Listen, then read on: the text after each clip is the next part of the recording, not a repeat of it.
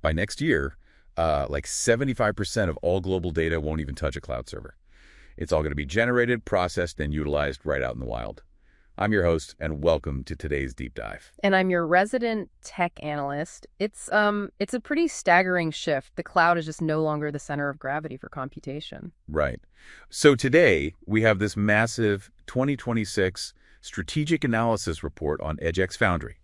Our mission here is to figure out how this open source middleware essentially became the central nervous system of a $28.5 billion edge computing boom. Which is wild because when the vast majority of data lives at the edge, the biggest challenge isn't even just processing it. It's getting all these completely disparate pieces of hardware to actually understand each other. Okay, let's unpack this. I kind of picture an industrial edge environment like a modern factory floor as this chaotic room full of electronics just screaming in different languages. Yeah, that's a great way to look at it.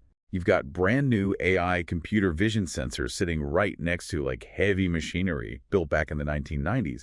And EdgeX basically acts as the ultimate universal adapter for that room. Exactly. And in that chaotic room, EdgeX is operating at what they call the southbound device services layer. Wait, it's the southbound layer? Yeah, so in their four-tier microservices architecture, that's the specific tier where physical hardware directly interfaces with the digital network. Okay, got it. So if you take a 30-year-old Siemens PLC running Modbus, it's just spitting out raw proprietary binary data. Which is pretty much useless to a modern system. Right, but EdgeX doesn't just pass that along. The southbound layer actively reads that legacy binary, extracts the values, and maps them into a standard semantic format. Oh, wow. Yeah, it basically transforms proprietary voltage spike into clean, structured data that a modern AI model can ingest instantly. So it's essentially giving AI eyes and ears into legacy infrastructure. But, because it's such a critical translation layer, I have to imagine big tech companies want to control that choke point,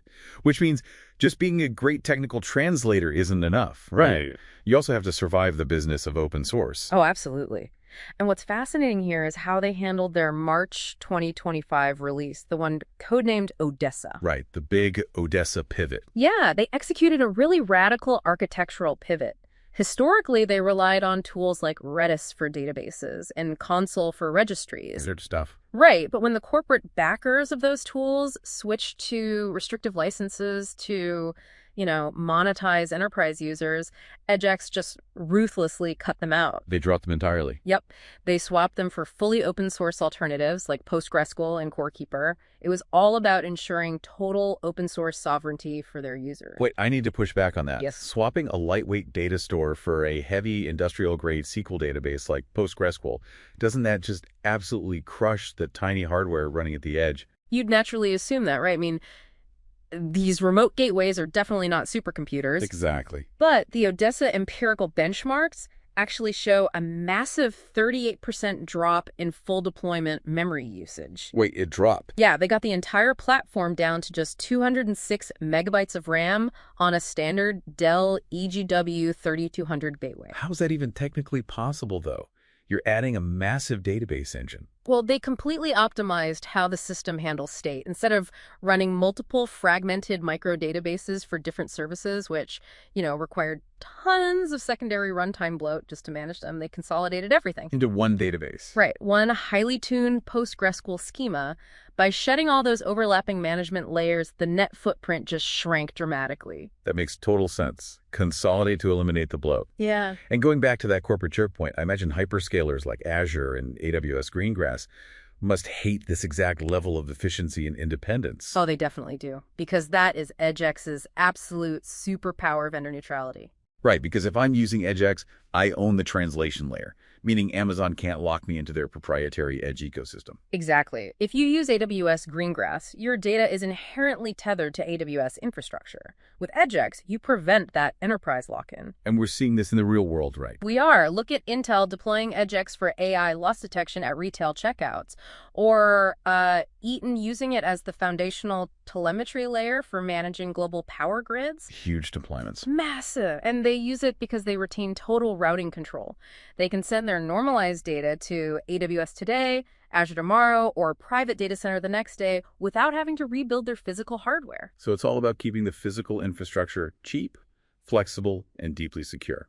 By standardizing the chaos, EdgeX Foundry is basically accelerating the total decentralization of AI. And their 2026 roadmap takes that decentralization to the absolute extreme. How so? The upcoming Palau and Queensland releases integrate a new middleware called Zeno, and Zeno enables decentralized peer-to-peer routing. Wait, so edge nodes won't even need a central network broker to communicate. They're bypassing the hub completely. Right. They can exchange data directly with zero latency. Think about two autonomous vehicles approaching a blind intersection. Okay. They don't have time to ping a cloud server in Virginia to ask who has the right of way.